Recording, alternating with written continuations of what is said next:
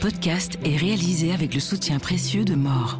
Parce que nous sommes des entrepreneurs tout comme vous.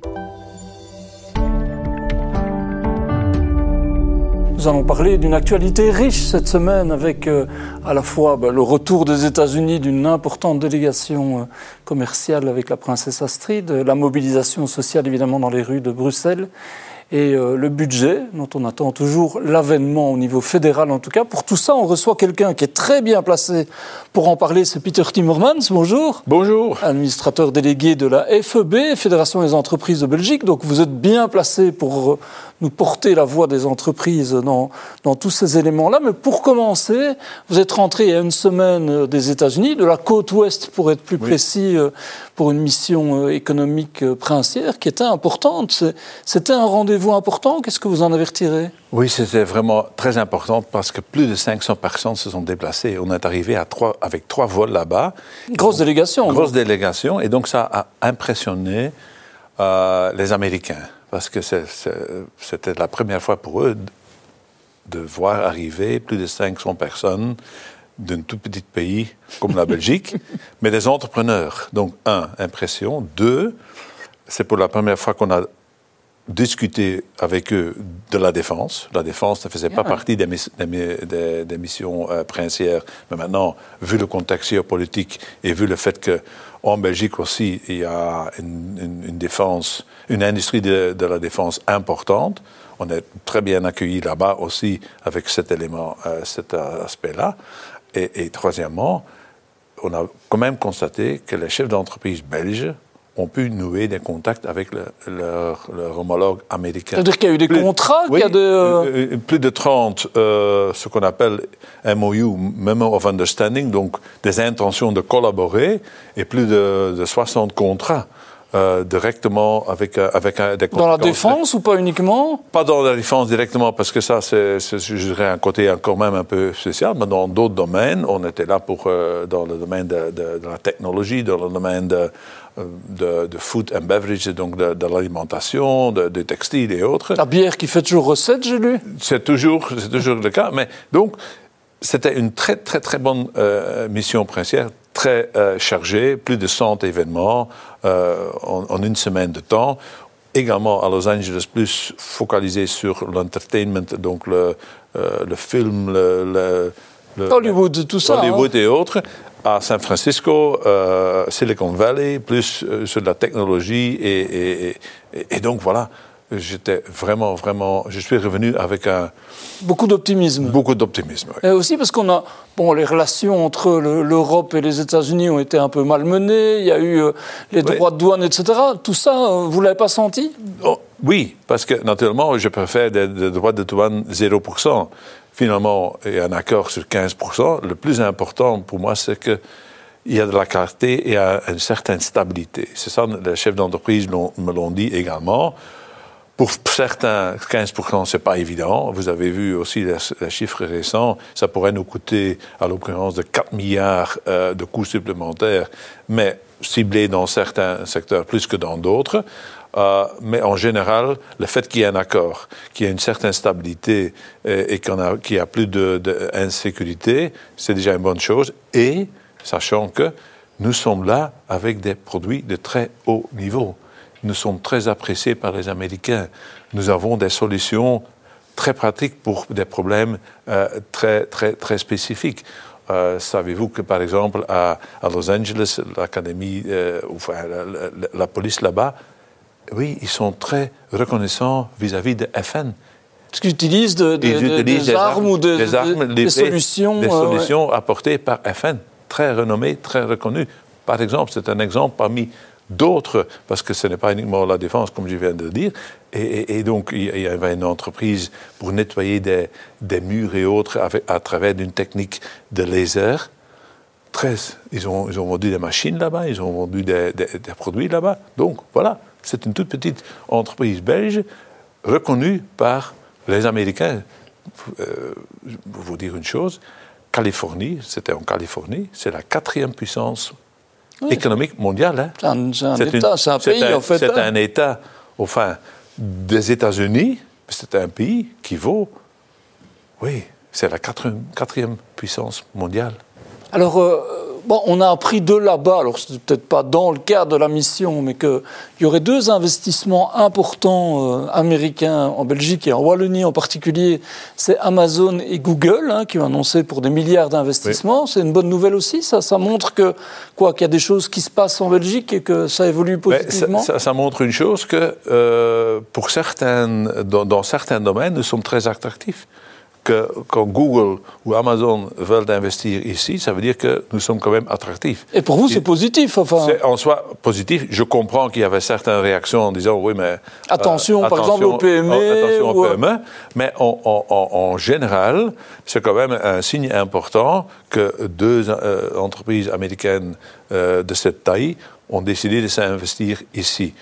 Sachez aussi que la relation américaine, ou la relation plutôt avec l'Amérique ou les États-Unis est très importante pour nous. C'est notre 4e oui, c'est ça, Donald Trump ou pas, parce qu'on a beaucoup parlé évidemment du retour de Donald Trump, de ce que ça pouvait générer, etc. Mais à travers ça, il faut quand même continuer à faire du commerce. Oui, mais tout n'est pas positif non plus. Il faut le reconnaître. C'est ça, tout n'est pas positif et tout n'est pas négatif. Mais donc, les entreprises étaient là pour faire du business. Mm-hmm. Les tarifs de Trump, comme je viens de le dire, on avait préféré un tarif 0 comme auparavant pour certains produits. Donc, on a évité une guerre commerciale. Et économiquement et stratégiquement, c'est ça qu'il fallait faire. Parce que quand les États-Unis et l'Europe s'entendent au niveau économique, au niveau militaire, les 2 ensemble sont une puissance énorme, stratégique importante sur la scène mondiale, vis-à-vis de la Russie, vis-à-vis de la Chine, vis-à-vis de certains pays et Donald Trump est peut-être en train de le comprendre, en fait, non? Espérons-le, c'est toujours ma thèse, ça a été toujours ma thèse. Une guerre commerciale, c'est un lose-lose. Les Américains vont perdre parce que là, vous voyez que l'inflation est en train de monter tout doucement parce qu'un tarif, c'est finalement un impôt à charge de l'entreprise américaine. Et de la population aussi. Et la population. C'est un lose-lose pour nous, parce que ça devient plus compliqué d'exporter. Et pour la Belgique, en l'occurrence, notre pays, c'est une petite économie ouverte. Donc, nous dépendons beaucoup de notre capacité de pouvoir exporter nos produits et nos biens, donc de notre compétitivité. Et donc, oui, une guerre commerciale, ça aurait été vraiment préjudiciable. Oui, et la pire des choses. Ouais. Et donc, ma thèse est toujours, et espérons qu'on puisse convaincre nos amis américains aussi, la collaboration entre l'Europe et les États-Unis, s'il y a une forte collaboration avec respect mutuel, nous sommes le groupe ou le continent ou les continents le plus important du monde. C'est à ce moment-là qu'on peut faire la différence et qu'on est plus fort vis-à-vis la Chine, l'Inde et la Russie. Alors Peter Timmermans, vous êtes rentré dimanche dernier. Mardi, il y avait une mobilisation importante dans les rues de Bruxelles. Les chiffres vont de 80 000 à 140 000, donc je ne sais pas ce qu'il faut en penser, mais toujours est-il. Qu'est-ce que vous en avez pensé? Vous dites que c'est un avertissement ou bien vous dites que les syndicats jouent un drôle de jeu? Je suis quelqu'un qui tient toujours compte des signaux que d'autres m'envoient. Il faut reconnaître, en termes absolus, ça paraît beaucoup, 80 000. Certains disent 140 000, mais je crois plus la police que les chiffres cités par les syndicats. Mais donc, c'est un nombre important.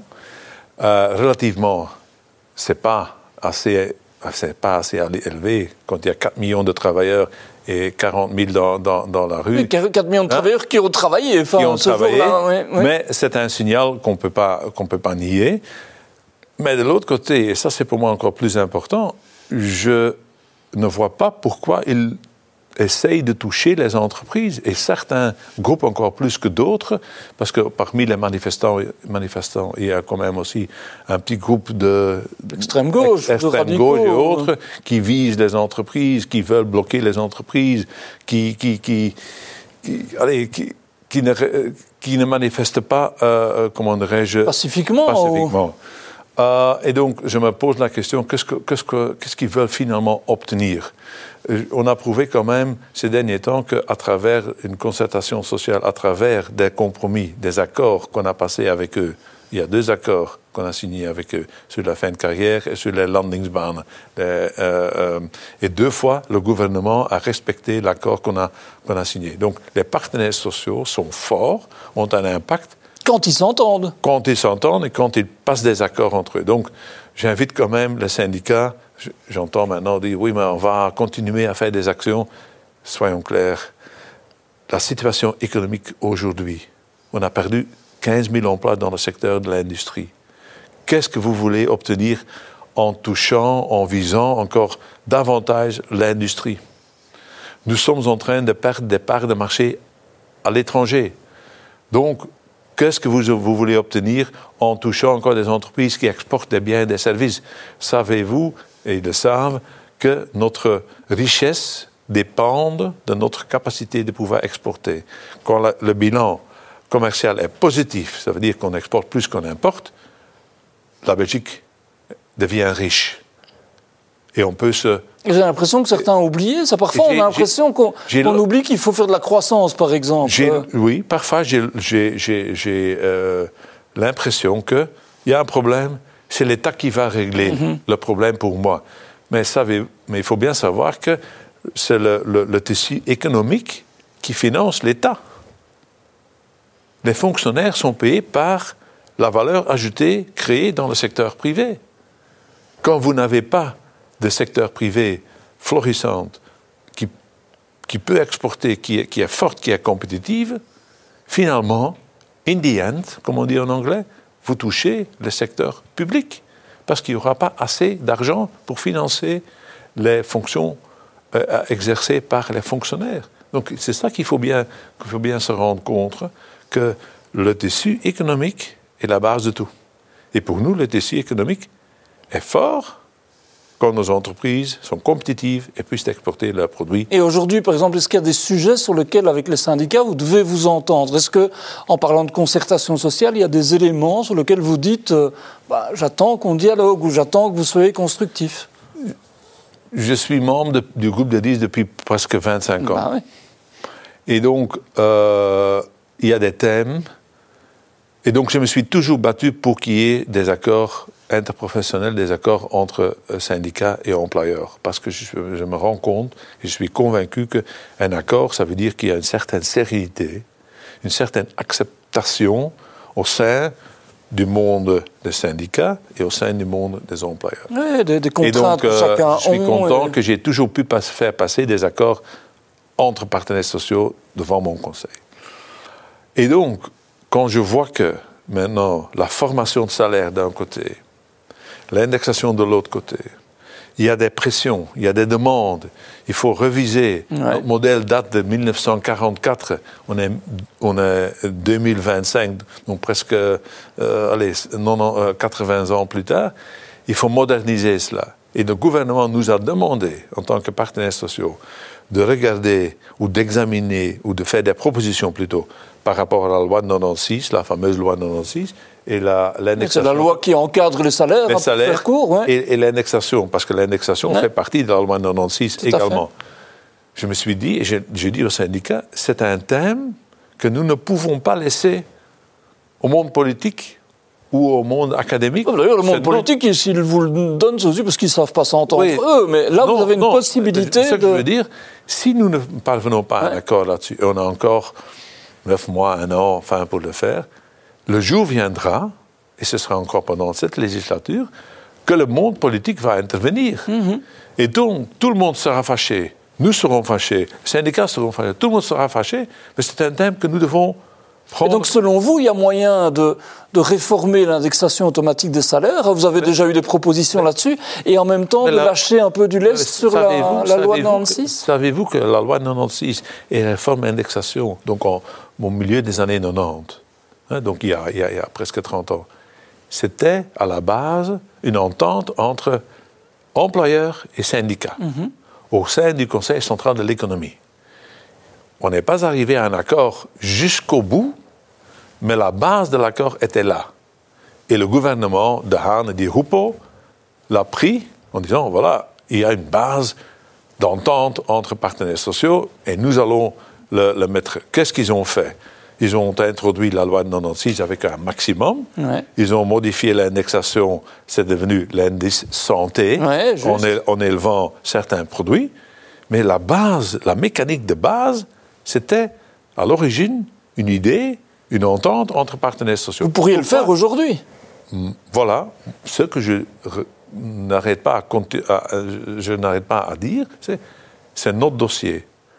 Occupons-nous de cela. La même chose avec le Gentleman's Agreement, le Heerakkoord, donc qu'est-ce qu'il faut faire, qu'est-ce qu'on ne peut pas faire, qu'est-ce qu'on peut faire, pas faire en cas de grève. Ouais. C'est quand même un thème à gérer, à discuter, sereinement entre partenaires. Et donc, ouais. D'où mon appel il y a quelques semaines déjà. On a besoin de quelques moments poepenhan. J'ai appelé ça poepenhan.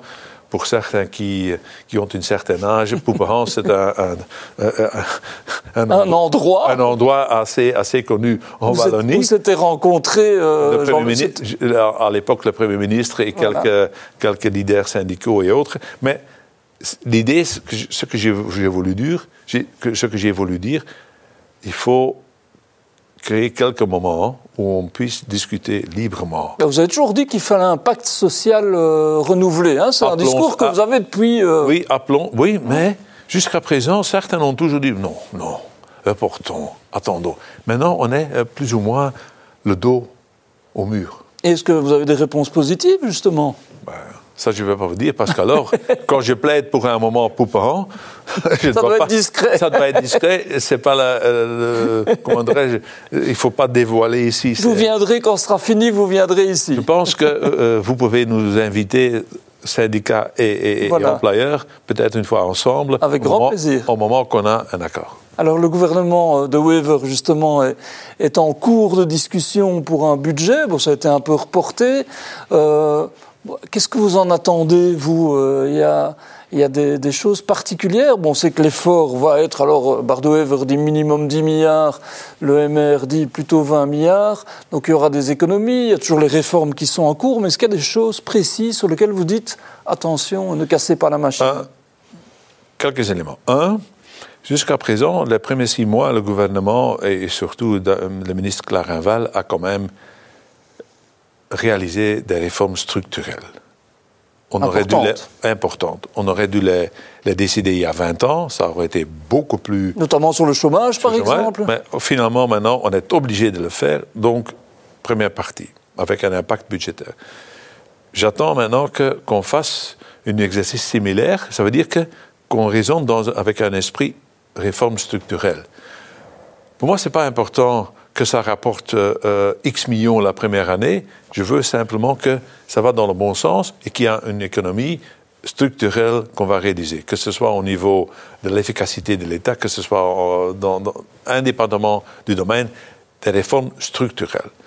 Par exemple, une réforme structurelle dont on a vraiment besoin, les malades de longue durée. Mais là, je voudrais quand même lancer un message assez clair.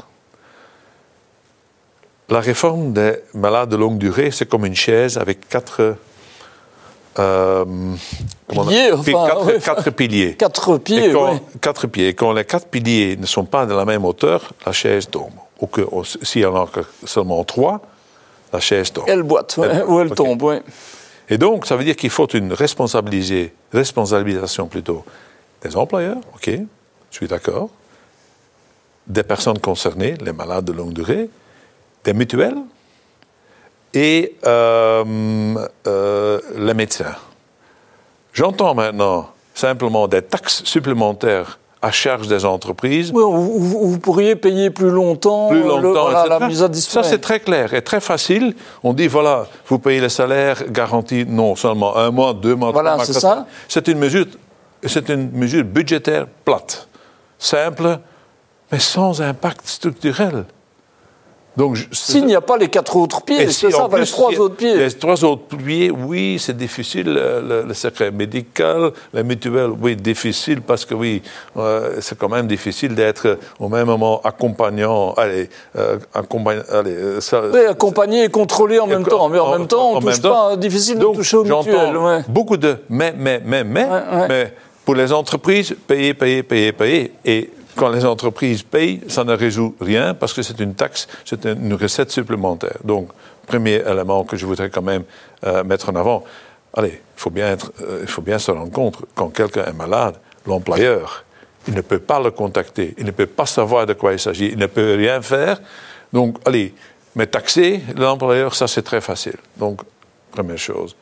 Donc, on est déjà le pays le plus taxé au monde, encore des taxes supplémentaires. Bon. Avec le fait que l'industrie est en train de passer une période extrêmement compliquée, c'est pas peut-être la meilleure chose à faire. Deuxième message, j'étais aux États-Unis. Ils sont très impressionnés par les efforts faits au sein de notre pays au niveau de recherche et développement, innovation. Donc on a des outils extrêmement importants. On soutient la recherche et le développement. Et c'est la chose qu'il faut faire, hein, parce qu'on n'a pas on n'a plus de charbon, on n'a plus de pétrole, on n'a pas... On a des idées, comme dirait les autres. Des idées. On n'a pas de pétrole, mais on a des idées. C'est un slogan. Et donc j'entends dire par certains, oui, mais enfin, on soutient un peu trop l'innovation, on va peut-être, soi-disant, il y a des abus. Alors je réponds toujours, quand il y a des abus, il faut me les montrer, et s'il y a vraiment un abus, moi je suis tout à fait contre. Donc certains voudraient faire des économies là-dedans, c'est ça, hein? Et donc je voudrais quand même attirer l'attention que ce serait une mesure assez contre-productive, surtout que notre pays est connu pour ses centres de recherche, pour ses innovations, etc. C'est notre richesse d'une certaine. Alors le gouvernement de Wever dit qu'en plus du budget, il travaille sur une stratégie de croissance avec des éléments... peut-être que vous avez plus de détails, mais qui ne sont pas encore très clairs. L'indexation des salaires, il y a beaucoup de CEO qui l'appellent de leur vœu, mais en l'occurrence, c'est surtout dans votre camp qu'on en discutera. Il y a un élément que j'ai compris, c'est qu'on travaillait sur une norme énergétique qui permettrait peut-être de rendre l'énergie moins chère pour les industries électro-intensives notamment. Est-ce que ça, c'est une bonne nouvelle? Est-ce que dans la stratégie de croissance, il y a des choses où vous dites, OK, là, on est entendu pour la compétitivité? Stratégie de croissance absolument nécessaire. Savez-vous qu'il y a 20 ans, la croissance moyenne était de 2,5%. Aujourd'hui, on n'est même pas à 1%. On est très content qu'on puisse annoncer c'est 1,1% parce que tout le monde est content qu'on dépasse le 1%. Donc, stratégie de croissance. Imaginons un instant que notre croissance serait de 2% au lieu de 1%. Ça résoudrait déjà beaucoup de choses. Ça résoudrait beaucoup de choses. Donc, stratégie de croissance absolument nécessaire. Oui, mais d'ailleurs, qu'est-ce qu'on met derrière? Oui, mais ça... Et donc, maintenant, je vais à mon deuxième point, donc la norme énergétique. Ouais. Très bonne idée. Mais on en parle maintenant depuis quelques années. Okay. Déjà, le ministre-président, Mme Verstraeten, parlait de ça. Et j'espère vraiment que maintenant, le ministre de l'Énergie puisse aboutir et puisse venir avec une norme. Et Mathieu Billet dit qu'il pourrait arriver à ça fin de l'année. Bon. Donc, c'est le moment parce que vous savez que les prix de l'énergie sont 3 fois plus élevés qu'ici qu'ailleurs. Hein. Notamment aux États-Unis, où vous êtes allé maintenant. Oui. Donc, il y a 3 problèmes pour l'industrie aujourd'hui. C'est le prix de l'énergie. Les salaires, mais ça, on en a parlé. Mais là, il y a une bonne mesure. C'est la norme salariale est de 0, donc les salaires augmentent avec l'indexation, mais pas au-delà. Et troisièmement, la complexité administrative. Donc je veux vraiment maintenant que, 1, on fasse quelque chose dans le domaine de l'énergie et le coût de l'énergie, et 2, qu'on vienne avec des propositions concrètes de simplification administrative. Récemment encore, quelqu'un m'a donné l'exemple. J'ai rempli plus ou moins 2 fois le même papier. Est-ce qu'on ne peut pas le faire une fois au lieu de 2 fois? 1, 2, beaucoup de données que je dois donner pour la xème fois sont déjà disponibles au sein des autorités publiques. Mais le only once principe, c'est-à-dire qu'on le demande une fois et que les administrations transmettent les données entre eux au lieu de les demander chaque fois aux entreprises. Allez, ce type de simplification administrative est absolument nécessaire. Et dernier élément, j'entends rarement parler de la chose suivante. Quand il y a une simplification administrative, souvent à travers de la digitalisation de certains procès, ça a un impact au niveau du nombre de fonctionnaires dont on a besoin. J'entends personne dire que la déclaration électronique de la TVA, ça veut dire qu'il ne faut plus contrôler manuellement certaines choses, ça a quand même un impact. Donc on pourrait réduire la surface de l'État, quoi. Oui, mais ou bien les utiliser, c'est effectif pour autre chose, pour autres dossiers qui sont peut-être dans une autre administration, mais qui sont importants, où il y a pour le moment un manque de personnel. Cette idée-là, dans une entreprise, où on dit, voilà, dans la division 1, il y a un nombre effectif de trop parce qu'on a digitalisé certains procès, on va les transférer à la division 2 ou 3 ou 4, etc. Pourquoi ce n'est pas possible au niveau de l'État? Alors, Peter Timmermans, on va terminer avec un élément positif. Je crois que vous aimez bien d'ailleurs ça, parce que vous avez initié plusieurs, j'allais dire entreprises, en tout cas plusieurs événements et initiatives de ce type-là au sein de la FEB.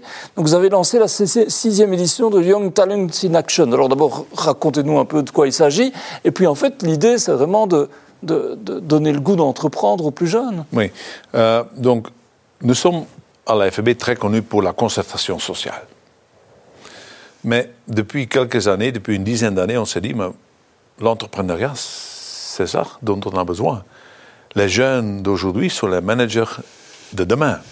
Et donc, en 2015, on a créé Young Talent in Action. C'est-à-dire que des jeunes étudiants, 16, 17, 18 ans, 19 ans, on les met en contact direct avec des chefs d'entreprise. Pourquoi? Pour réaliser des projets? Non, pour simplement pour qu'ils comprennent qu'est-ce que c'est diriger une entreprise, quels sont les défis. Mais de l'autre côté, les chefs d'entreprise, de les mettre en contact avec les jeunes, parce que les jeunes ont une certaine attente. Et aujourd'hui, on constate que les jeunes disent, oui, mais la culture de l'entreprise autour du sustainability, donc de développement durable et autres, est important pour nous. Donc il faut intégrer ça dans la gestion de l'entreprise. Je dis souvent, avant, pour une entreprise, c'était le bottom line qui comptait. Est-ce qu'il y a un bénéfice? OK. Est-ce qu'il y a un déficit? Ou il faut restructurer. Mais tout ce qui se passe en amont, ce n'est pas important. Aujourd'hui, les jeunes nous disent, oui, mais la façon dont on crée de la valeur ajoutée, nos valeurs, la planète, l'écologique, l'élément écologique. Oui, l'innovation qu'on peut porter. Ouais. L'innovation. Et là, c'est important que les chefs d'entreprise entendent de ces jeunes-là, ça sont nos employés. Oui, ça crée des vocations aussi, j'imagine que c'est ça l'idée. C'est ça l'idée, et nous espérons que parmi les jeunes, qu'il y a quand même quelques-uns qui disent « je veux monter mon entreprise, je veux créer mon entreprise, je veux devenir chef d'entreprise. » Il y en a assez qui le font aujourd'hui, vous trouvez? Je pense que on n'a jamais assez d'entrepreneurs. On n'a jamais assez d'entrepreneurs, mais certains veulent le faire, d'autres veulent plutôt collaborer, donc il faut respecter tout le monde là-dedans. On aura besoin de tout le monde, soyons clairs. Mais en tout cas, vous dites à la FEB, c'est notre mission. C'est notre mission. C'est la raison pour laquelle on a créé aussi un autre événement, c'est de dire, OK, 5 jeunes entrepreneurs qui ont déjà monté leur entreprise, mais qui sont encore à l'université, on va les faire accompagner par un entrepreneur. Ils peuvent appeler un entrepreneur, j'ai un problème, parce qu'ils ont souvent des rêves. Mais l'entrepreneur va lui dire, à la fin du mois, il faut pouvoir payer vos fournisseurs. Il faut pouvoir payer vos collaborateurs. Donc, le concept budget, ce n'est pas uniquement l'idéal. L'idée, la rêve, etc. Non, il faut aussi pouvoir gérer une entreprise. Et donc, c'est un peu, oui, c'est une mission, appelons ça sociétale, de la FEB, de mettre en contact les jeunes, les managers de demain, avec les entrepreneurs d'aujourd'hui. Et ça, c'est quelque chose qui vous fait du bien, j'imagine. Ça me fait énormément du bien. Un retour que je reçois des jeunes est fantastique. Ça me motive chaque jour parce que... Ça donne du sens aussi à ce que vous faites par ailleurs. Mais ils nous challenge, ils nous disent, voilà, ça c'est nos défis. C'est ce que nous attendons du monde. C'est ça ce que nous voulons en tant que chef d'entreprise. C'est ça que nous voulons. Et ça, à mon avis, ça nous motive. Bon, ben voilà, il y a quand même beaucoup d'espoir à véhiculer, Peter Timmermans. Merci beaucoup. On aura l'occasion, donc je retiens l'invitation très bientôt avec vos partenaires syndicaux pour parler d'un pacte. Si ça dépendra de moi, demain ou dans un mois, on peut signer un accord. Merci beaucoup, Peter Timmermans. Merci à vous. Merci beaucoup d'avoir suivi cette édition du Trendstalk et à la semaine prochaine.